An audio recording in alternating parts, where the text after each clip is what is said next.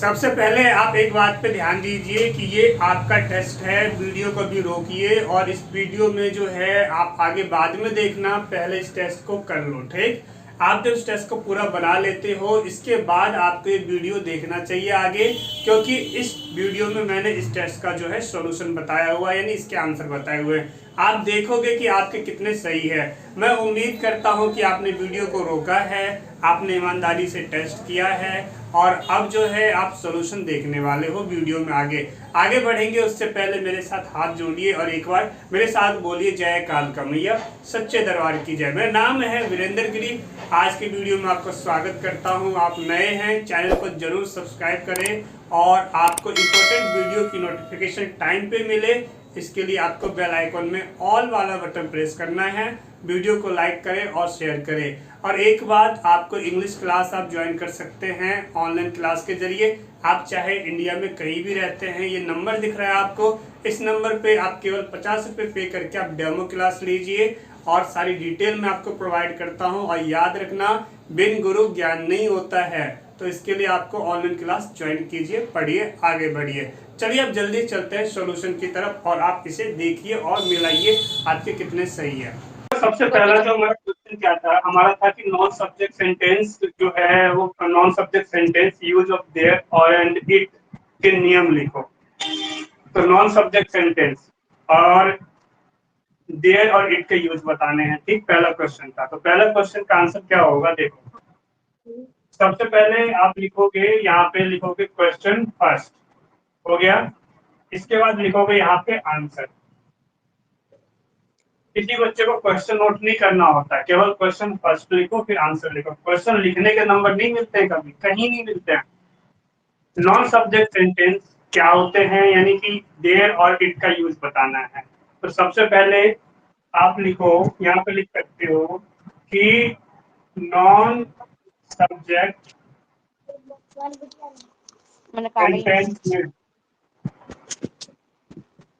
Sentence में normal subject नहीं आते हैं। नॉर्मल सब्जेक्ट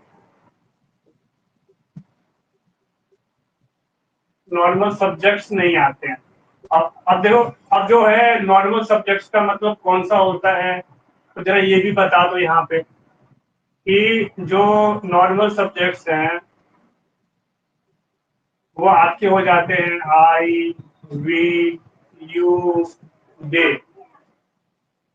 ही, सी, और यहाँ पे ले लो सिंगुलर नाउन और यहाँ ले लो सिंगुलर नाउन और यहाँ ले लो ईटीसी। हो गया। ठीक, ये तो हमने बता दिया होते क्या है। अब हमें इसमें रूल बताना देयर और इट का। तो यहाँ पे ऐसे लिख लो कि नॉन सब्जेक्ट है, नॉन सब्जेक्ट सेंटेंस है, इसके लिए हम लगाते हैं देयर और लगाते हैं इट। इट को वहां लगाएंगे जहां पे समय, मौसम या फिर संभावना हो। और इसमें एक ना रह गई है, वो ये रूल कि देयर के साथ इज लगाते हैं, आर लगाते हैं, वर्ड लगाते हैं और वर्ड लगाते हैं और ईटीसी, यानी यहां तक तो आपको सिखाया है। और इट के साथ इज लगाएंगे, वर्ड लगाएंगे और यहाँ पे ईटीसी मार दो, यानी यहाँ तक आपको सिखाया है। तो ये कंप्लीट आंसर हो। बोलो, नाम बोलो। बहुत छोटा। आगे चलते हैं, नेक्स्ट क्वेश्चन है टेंस की पहचान लिखो। तो टेंस की पहचान ये है हमारा क्वेश्चन नंबर 2। अब सीधा यहाँ लिखो आंसर। अब जो है टेंस की पहचान क्या है, देखो इसमें एक नंबर का क्वेश्चन है, टेंस की पहचान बताओ, यानी एक नंबर में या तो हिंदी में बताएंगे या इंग्लिश में, बस 2 नंबर का नहीं है। तो टेंस की पहचान हम बता देते हैं। देखो हमने लिख दिया टेंस, और टेंस जो है 3 होता है।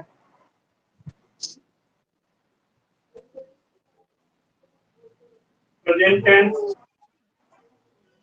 और आपका और क्या हो जाएगा, पास्ट टेंस, और यहाँ क्या हो जाएगा, फ्यूचर टेंस। आप चाहो तो इसकी हिंदी लिख सकते हो, लिख दो हिंदी।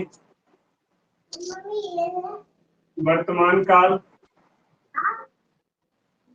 भूतकाल,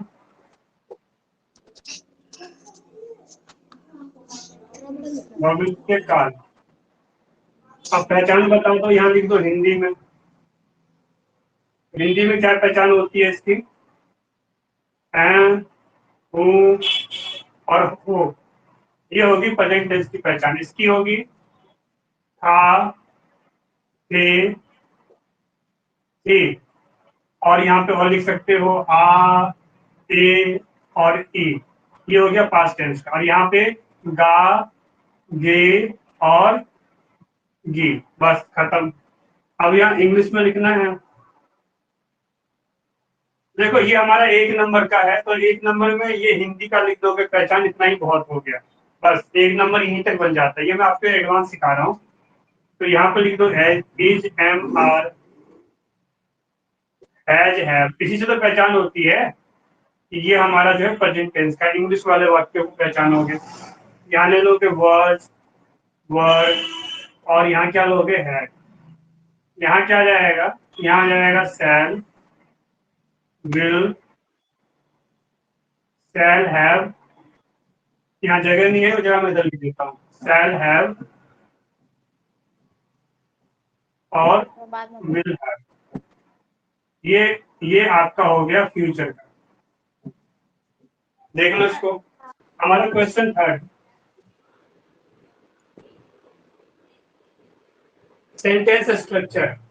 सेंटेंस स्ट्रक्चर तो सबका ठीक ही था, क्या लिखने की जरूरत है, चलो लिख ही लेते हैं फिर से, क्या करें। वैसे मुझे नहीं लिखना चाहिए मेरे को। एफर्मेटिव में क्या लेंगे, present subject, helping verb, verb, object. Negative में, नेगेटिव का मतलब होता है no, not, verb, object. Interrogative का मतलब होता है हेल्पिंग वर्ब। हो गया। चलो नेक्स्ट देखते हैं। फोर्थ,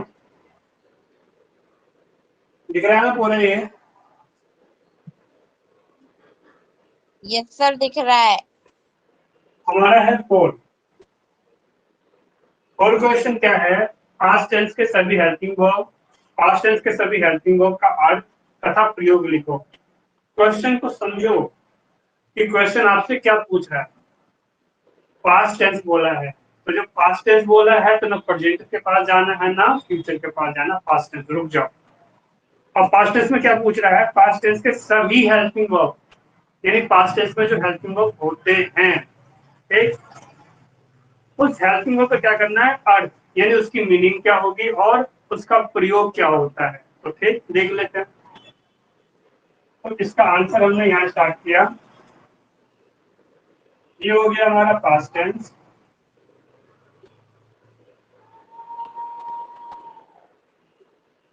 पास्ट टेंस के जो हेल्पिंग वर्ब कौन कौन से होंगे देख लेते हैं।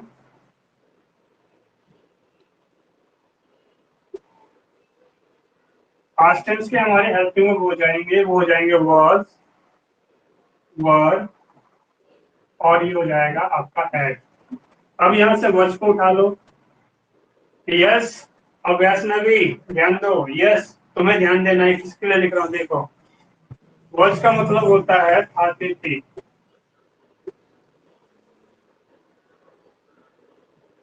और रूल,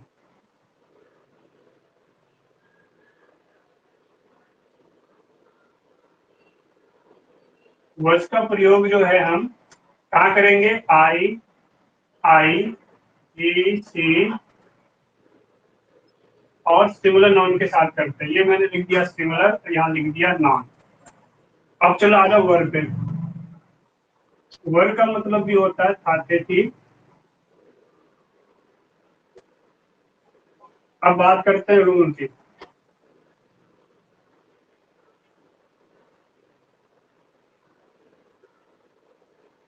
तो वर्ब का प्रयोग जो है यू, वी, दे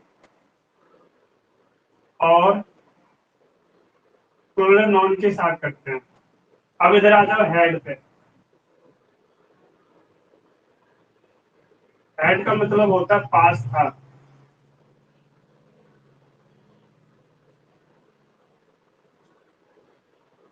रूल।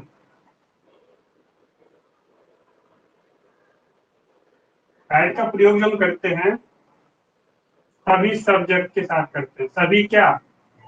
सभी सब्जेक्ट्स के साथ करते हैं। खत्म।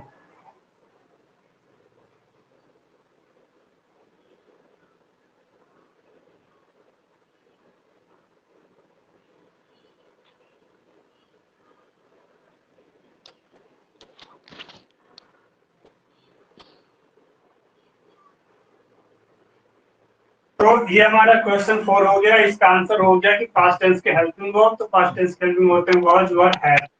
उसका मीनिंग बताओगे तो वज का मतलब थाते थी। इसको वाज मत पढ़ना, वज मतलब थाते थी। और रूल क्या हो जाएगा? वज का प्रयोग आई, ही, सी और सिमिलर नाउन के साथ करते हैं। वर, इसको वर पढ़ते हैं, वेयर मत पढ़ना। वर मतलब थाते थी। और वर का प्रयोग जो है यू, बी, दे और प्लूरल नाउन के साथ करते हैं। हैड, हैड का मतलब पास था। और हैड का प्रयोग सभी सब्जेक्ट के साथ करते हैं। ये यहाँ पे क्लियर हो गया। अब हम बढ़ चले हैं अपने सेंटेंस की तरफ, यानी लास्ट। यहाँ पे देख लो, किसी को कुछ पूछना है? यस।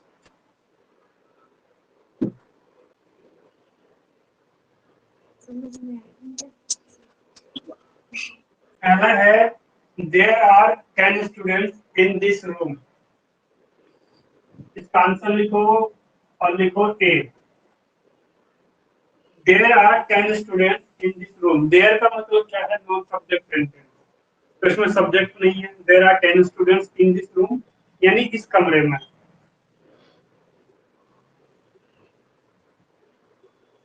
इस कमरे में, इस कमरे में क्या? इस कमरे में 10 छात्र हैं।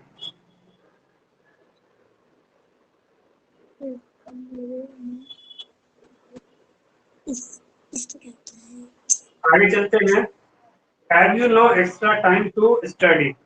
Have you no extra time to study. Have पहले आ गया, तो इसका मतलब है ये इंटरोगेटिव सेंटेंस है। नो भी आ रहा है। Have you no extra time to study, तो इसका मतलब क्या? इसका मतलब इंटरोगेटिव और नेगेटिव है। यानी कि क्या, क्या आपके पास have you no extra time to study, क्या आपके पास पढ़ाई करने के लिए, पढ़ाई करने के लिए अतिरिक्त समय नहीं है?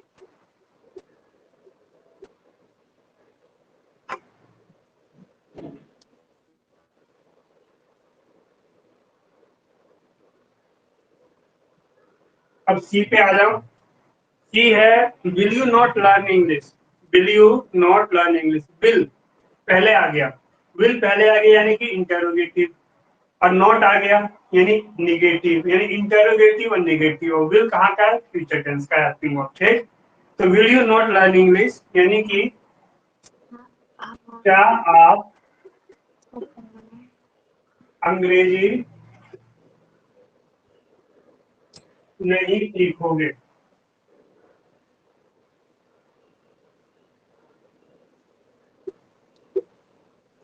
आगे चलते हैं। आई शैल नॉट इनवाइट यू, यानी कि मैं आपको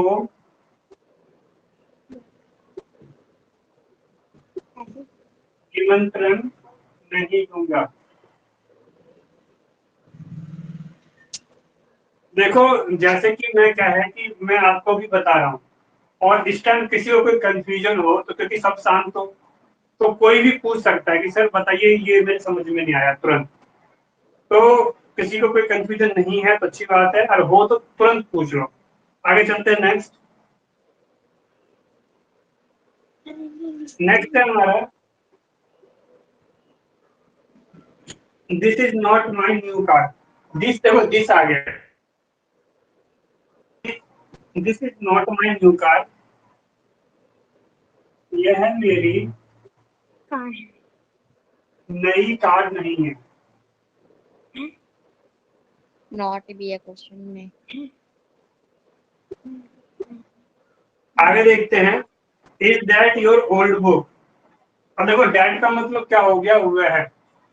is that your old book यानी कि वह बन गया, तो क्या वह है आपकी, ओल्ड मतलब पुरानी, क्या वह है आपकी पुरानी, पुरानी क्या किताब, पुरानी किताब है।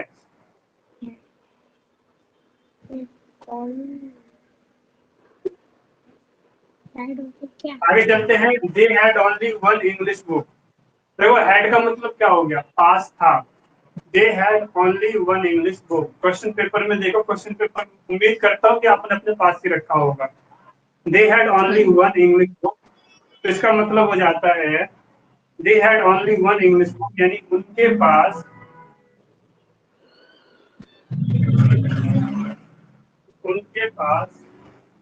केवल एक किताब थी। They had only one English book, उनके पास केवल एक अंग्रेजी की किताब थी। इंग्लिश बुक है ना, तो अंग्रेजी की, यहाँ पे हमने ये एरो लगाया है यानी अंग्रेजी की यहाँ जाएगा। उनके पास केवल एक अंग्रेजी की किताब थी। तो सबसे पहले मैं नाम लेने जा रहा हूँ कुमुद। Kumud, yes sir. कुछ कंफ्यूजन है इसमें? No sir. तो यहाँ तक आपने सॉल्यूशन को देख लिया और आप समझ गए, और आप जरूर कमेंट करो। कमेंट करना आपके लिए जरूरी है क्योंकि मुझे पता चलना चाहिए कि आपके कितने क्वेश्चन सही थे। और कोई कंफ्यूजन है तो आप मुझसे पूछ सकते हैं, कमेंट कीजिए। आप मेरे नंबर पे मुझे व्हाट्सएप कर सकते हैं कि सर मुझे इस क्वेश्चन में या कोई भी कंफ्यूजन रही हो। अगर आप ये सब नहीं जानते हो अभी तक तो फिर सोच क्या रहे हो, ऑनलाइन क्लास को ज्वाइन कर लो। ये नंबर है, मुझे व्हाट्सएप करो कि सर मुझे क्लास लेनी है, इंग्लिश सीखनी है। और क्लास हमारा यूट्यूब पे नहीं, हमारा अलग से ऐप होता है, वहाँ पे होता है जहाँ पे आप एक एक पॉइंट पूछ सकते हैं। आपको ऐसे लगेगा कि जैसे आप जो है ट्यूशन में ही बैठे हो। मिलते हैं जल्दी ऑनलाइन क्लास में। जय कालका मैया, सच्चे दरबार की जय।